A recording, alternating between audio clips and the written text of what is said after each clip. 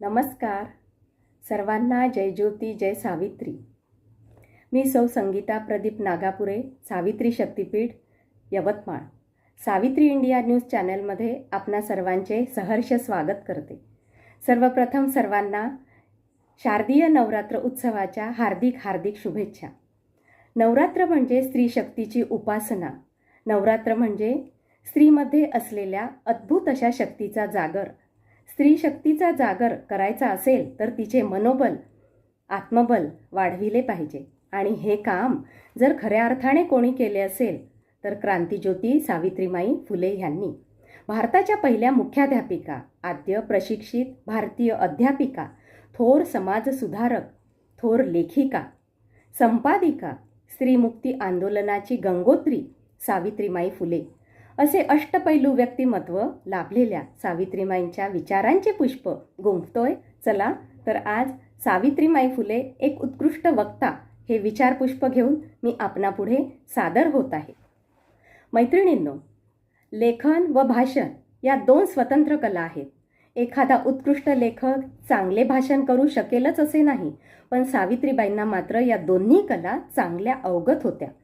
सावित्रीबाईंच्या आयुष्यातील बराचसा भाग हा सामाजिक व शैक्षणिक कार्यात व्यतीत झालेला आहे. त्यामुळे त्यांना भाषणाच्या संधीही मोठ्या प्रमाणात मिळाल्या. त्यांच्या भाषणाच्या विषयात उद्योग, विद्यादान, सदाचरण, व्यसने व कर्ज हे विषय प्रामुख्याने आहेत. या भाषणावरून सावित्रीबाई फुले यांच्या व्यक्तिगत विचारांवर चांगलाच प्रकाश पडतो. त्यांच्या भाषणाचा पहिला विषय म्हणजे उद्योग होय. सावित्रीबाईंच्या मते सदा सर्व काळ मेहनत करणे, शेतीत राबणे व व्यापारधंदा करणे हे उद्योगच होय. कारण त्याद्वारे आपली उपजीविका होऊन दुसऱ्याच्या उपजीविकेलाही हातभार लावता येतो आणि हे सर्व उद्योगधंदे मनुष्याच्या सुखाला कारणीभूत होतात.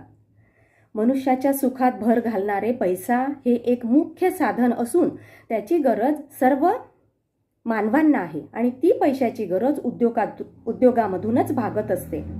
सावित्रीबाई उद्योगाला आपला मित्र मानतात. दिवसभर न थकता उद्योग करणे हा मनुष्याचा उत्तम धर्म असून तो त्याचा खरा व कल्याण करणारा मित्र होय. कल्याण करणारा मित्र दुसरा कोणीही जगाच्या पाठीवर नाही याची प्रत्येकाने खूणगाठ बांधली पाहिजे असे त्या ठासून सांगतात. सावित्रीबाईंच्या विचारांवर ज्योतिबा फुले यांच्या विचारांचा प्रभाव स्पष्टपणे जाणवतो. त्यांचे विचार हे एखाद्या पोकळ पंडिताचे विचार नसून उद्योगाच्या एतद्देशीय वाढीकरता इंग्रज सरकारने काय करावयास हवे हे सांगण्याइतपत सावित्रीबाईंचे व्यक्तिमत्व प्रभावी होते हे या भाषणावरून दिसून. सावित्रीबाईंच्या भाषणाचा दुसरा विषय म्हणजे विद्यादान होय.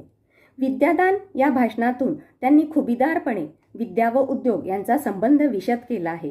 विद्यादान सत्पात्री व्हावे व आळस सोडून विद्या ग्रहण करताना ती व्यवसायाभिमुख करण्याची आवश्यकता त्यांनी प्रतिपादन केली आहे. त्यांनी आपल्या भाषणामध्ये शिकणेसाठी जागे व्हा या कवितेत त्या म्हणतात, उठा बंधूंनो अतिशूद्रांनो जागे होऊनी उठा, परंपरेची गुलामगिरी ही तोडणेसाठी उठा. बंधूंनो शिकणेसाठी उठा, बंधूंनो शिकणेसाठी उठा. आपल्याला त्या या भाषणामधून शिकण्याचा संदेश व उपदेश देतात. भाषणाचा तिसरा विषय म्हणजे सदाचरण. त्यांच्या मते सदाचरण हे मनुष्यास अधिक सुख प्राप्त करून घेण्याचे व्रत आहे. या व्रताने सर्व संसार दुःखाचा नाश होतो. हे व्रत करावयास आपणास पैसा किंवा द्रव्य पाहिजे नाही. सदाचरणावर आपली पूर्ण निष्ठा असली पाहिजे. सदाचरणी मनुष्यावर लोकांचा विश्वास बसतो कारण ते खोटे बोलत नाही अशी लोकांची खात्री असते. सावित्रीबाईंचे सदाचरण हे भाषण विद्येचे महत्त्व स्पष्ट करणारे असून विद्येच्या द्वारेच मनुष्य सदाचरणी बनतो हा विचार मनावर बिंबविणारा आहे. आपल्या भाषणामध्ये त्या सत्य परिस्थितीवर आधारित उदाहरणे देत असत. तसेच त्यांच्या भाषणातून संस्कृत भाषेचाही व्यासंग स्पष्ट होतो. सावित्रीबाईंच्या भाषणाचा चौथा विषय म्हणजे व्यसन होय. या भाषणातून व्यसने संसार सुखाचा कसा नाश करतात हे सांगितले आहे. त्यांच्या मते व्यसन मनुष्याची प्रतिष्ठा वाढविणारे नसून मनुष्यत्वास बाधा आणणारी ही एक खोड आहे, वाईट सवय आहे. त्या म्हणतात जी अब्रूदार माणसे असतात त्यांना कोणतेही वाईट व्यसने नसतात. त्यांच्यापासून व्यसनी न होण्याचा धडा आपण घेतला पाहिजे. सावित्रीबाईंच्या भाषणाचा 5वा विषय म्हणजे कर्ज होय. त्या म्हणतात, ऋण काढून सण साजरे करणे अत्यंत वाईट होय. व्यसने व कर्ज या 2 भाषणातून संसार सुखाचा कसा नाश होतो हे सावित्रीबाईंनी स्पष्ट केले आहे. कर्ज या भाषणामध्ये कर्ज घेणे कसे वाईट आहे ते आपल्या काव्यपंक्तीतून त्यांनी स्पष्ट केले आहे. शेटजीचे कर्ज जो घेई तयाचे सुख सुरू जाई. शेटजीचे कर्ज जो घेई तयाचे सुख सुरू जाई. संकटाने हैराण होई बेजार होई कर्जदार. कर्जाने लागतसे चिंता घालवी सारी मालमत्ता. संसारात वाढवी गुंता आली अहता ऋणकोची. सावित्रीबाईंच्या या भाषणाच्या 5ही विषयावरून त्यांच्या भाषण कलेची वैशिष्ट्ये सांगता येतील. ती म्हणजे सावित्रीबाईंनी सामाजिक समस्यांव्यतिरिक्त विविध व्यावहारिक विषयांवर भाषणे दिली आहेत. श्रोत्यांना समजेल अशी सोपी भाषा वापरली असून क्लिष्टता कोठेच नाही. विविध उदाहरणं व दाखल्यांचा वापर आपल्या भाषणामध्ये त्यांनी केला आहे.